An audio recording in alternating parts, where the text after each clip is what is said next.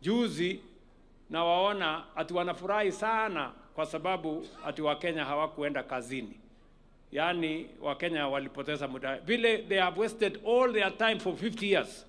They are celebrating when people don't go to work because they have never worked in any place. They have done nothing with their lives. So mimi nataka niwaambie wale majamaa mnajiaibisha.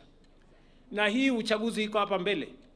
Wale watu tutawaonyesha kivumbi watashangaa. Ni kweli ama si kweli? They will get shocked.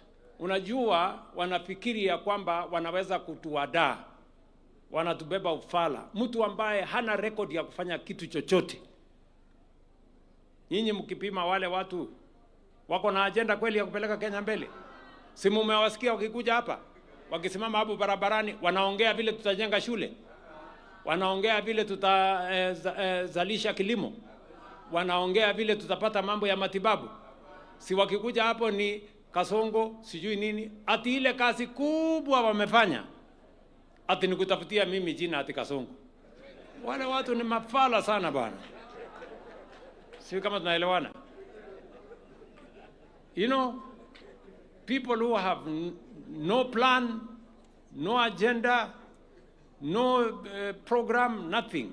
Wanazungusha tu maneno hapa ya bure. Na wanafikiria ya kwamba ati Wakenya hawatofautishi kati ya mtu mwenye ako na agenda na mtu ya makelele. Wanafikiri kelele ndio Wakenya watapigia kura.